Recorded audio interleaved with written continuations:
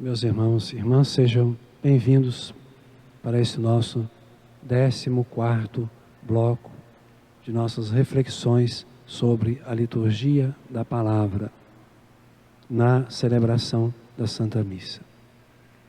É bom notar também que a Igreja quis valorizar a palavra, a liturgia da palavra, também nos demais sacramentos, não só na celebração da Santa Missa, mas também dos demais sacramentos. De modo que na celebração do batismo, na celebração do matrimônio, temos sempre também os textos bíblicos, dada a importância de estarmos sempre ligando a graça da palavra com a graça da Santíssima Eucaristia. Porque diz aqui o documento Exortação Apostólica Verbum Domini, de Bento XVI. É muito oportuno aprofundar o vínculo entre a palavra e o sacramento, tanto na pastoral da igreja como na investigação teológica. Não há separação, diz o Papa, entre o que Deus diz e o que Deus faz. O que Deus diz e o que Deus age nos nossos corações. E a palavra, do mesmo modo, na ação litúrgica, vemo-nos colocados diante da sua palavra, que realiza o que ele diz. A importância também de termos bastante atenção, vivermos bem a palavra quando anunciada, proclamada na celebração dos outros sacramentos. A palavra de Deus também, ela é incentivada na própria oração litúrgica da igreja. A liturgia das horas, não é? É preciso, diz a Constituição Apostólica Laudes Cântico do Papa São Paulo VI. É preciso que refloresça em todos aquele suave e vivo amor à Sagrada Escritura, que emana da liturgia das horas. E assim, a Sagrada Escritura se torne realmente fonte principal de toda a oração cristã. Então, a fonte principal da nossa oração cristã é a palavra de Deus, é a Santíssima, a Bíblia Sagrada. Então, a gente vai poder também saber disso, né? A importância de rezar liturgicamente a palavra, mesmo fora da Santa Missa. Até mesmo nas devoções particulares, na chamada piedade popular. A igreja tem um documento chamado Diretório sobre a Piedade Popular e Litúrgica, Congregação para o Culto Divino, que diz assim: a piedade popular encontrará na palavra bíblica uma fonte inesgotável de inspiração, insuperáveis modelos de oração, fecundas propostas temáticas. É muito recomendável que as diversas formas em que se expressa a piedade popular providencie normalmente textos bíblicos, oportunamente escolhidos, devidamente comentados. É mais ou menos como o rosário, né? O terço, em que a gente, enquanto reza ali o Pai Nosso, as Ave Marias, contamos os diversas passagens da vida de Cristo, de Maria. Então, a oração particular, as nossas orações de piedade também devem ter sempre essa inspiração bíblica. Os cantos, por exemplo, que usamos nas celebrações, esses cantos precisam ter sempre esta inspiração bíblica. Também os documentos da igreja destacam a importância de que nós chamamos da Lectio Divina, a leitura orante da palavra de Deus, que vem sendo muito recomendada pela igreja como fonte de muitas graças e de muitas bênçãos para nós. A Lectio Divina, a pessoa não é só aquela leitura corrida da Bíblia, nem mesmo uma leitura para se esclarecer ou a pessoa conhecer, mas é uma leitura orante, em que a pessoa lê um pedacinho, reflete, faz aqueles atos de bom sentimento, de amor a Deus, né? Aquelas resoluções daquele texto que eu acabei de ler. Então também é outro contato com a palavra, muito recomendado hoje pela igreja, especialmente os documentos, o Verbum Domini do Papa Bento XVI, e também Dei Verbum do Concílio Vaticano II. Santo Agostinho dizia assim: a tua oração é a tua palavra dirigida a Deus. Quando lês, é Deus que te fala. Quando rezas, és tu que falas a Deus. Então falamos com Deus, Deus fala conosco. Então valorizemos também as nossas leituras bíblicas, fazendo desse modo refletido, de modo orante.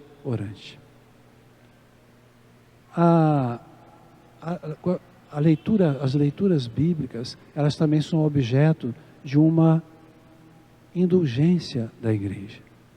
É bom sabermos disso, né? Então a igreja concede uma indulgência plenária para quem ler devotamente a palavra de Deus por meia hora. Se você pega ali a Bíblia por meia hora, de acordo com aquelas outras condições da indulgência plenária, você está conseguindo alcançar uma indulgência plenária, a remissão de todas as penas devidas pelos pecados. Então, é importante saber disso, né? A leitura também nos dá a indulgência plenária. E quem lê menos de meia hora tem também a indulgência parcial. Encerrando essas nossas colocações, vamos também nos lembrar de uma coisa que é muito importante: o Evangelho vivo. São João Paulo II dizia: o santo é o Evangelho vivo. São Paulo, na carta aos Coríntios, diz assim: sois uma carta de Cristo, gravada não em tábuas de pedra, mas em vossos corações. A palavra de Deus que entra no nosso coração é como uma carta divina para o próximo, uma carta divina. Hoje nós vemos como no espelho, né? Então face a face. Então, na vida dos santos, nós encontramos esta carta de Deus, esse espelho de Deus. Os santos, eles demonstram, eles refletem essa luz divina. Portanto, muito própria a palavra do Papa São João Paulo II: o santo é o Evangelho vivo. Porque o santo é aquele que ouve e guarda a palavra, como o próprio Jesus falou, né? Aquele que ouve e vive a palavra, tornando-se assim esta carta de Deus para nós. Como São Paulo dizia também, né? Já não sou eu que vivo, é Cristo que vive em mim. De tal maneira ele estava impregnado da palavra de Deus, fazia parte da sua vida, e já Cristo vivia nele, era Cristo que vivia nele. Para mim, viver é Cristo. E acima de todos estes, nós temos a mãe de Jesus, aquela que ouviu e acolheu com fé a santa palavra de Deus. Guardava todas aquelas coisas que iam acontecendo na vida de Jesus, seu filho, e as meditava no seu coração. Maria, portanto, é a mais perfeita carta de Deus, espelho de Deus, Evangelho vivo. Então, para termos diante de nós estes espelhos de Deus, a igreja propõe diariamente, por isso também, na celebração da Santa Missa, com a palavra e com a Eucaristia, a igreja propõe a celebração de Nossa Senhora, a celebração dos santos, para que nós tenhamos diante dos nossos olhos esta carta de Deus. Por exemplo, dia 12 de Nossa Senhora Aparecida, né? E Santa Teresa, Santa Teresinha, São Francisco, todos estes são as cartas de Deus para nós. Como diz o Evangelho, ninguém acende uma lâmpada para colocar debaixo de um caixote, mas para iluminar. Vós sois a luz do mundo. Os santos são essas luzes do mundo porque viveram a palavra de Deus. Podemos dizer, né, que a lâmpada é Jesus, é a palavra do Salvador. Aquele caixote, aquela vasilha, né, quando nós não testemunhamos a nossa fé. E a igreja é como que o candelabro onde fica essa luz, essa luz que ilumina os povos. Por isso também na igreja é tão bonito a gente colocar as imagens, né? Até isso podemos lembrar. As imagens são como que para iluminar a igreja. Assim como as imagens estão aqui no templo sagrado, nossas imagens santas, dos santos de Nossa Senhora, assim também eles devem estar na nossa vida como espelho para nós, como luz para nós, porque foram aquelas pessoas que viveram da melhor forma a palavra de Deus, são também luz do mundo. Então, meus irmãos e irmãs, Maria e os santos, aqueles que viveram tão bem a palavra de Deus, que amaram a palavra de Deus, intercedam por nós nessa nossa vida cristã, para que seja para nós a palavra, principalmente aquela palavra proclamada na Eucaristia, na celebração dos sacramentos, seja luz para o nosso caminho, que seja o amor do nosso coração. Como diz a própria Bíblia, né? Quando encontrei tuas palavras, alimentei-me, elas se tornaram a alegria do meu coração. Que seja para nós então esta alegria profunda, poder viver a palavra de Deus. Então, muito obrigado pela participação de vocês nesse mês de outubro, em que falamos sobre a palavra de Deus na Eucaristia, na celebração da Santa Missa. Muito obrigado pela atenção e queremos novamente dizer que vocês podem receber o curso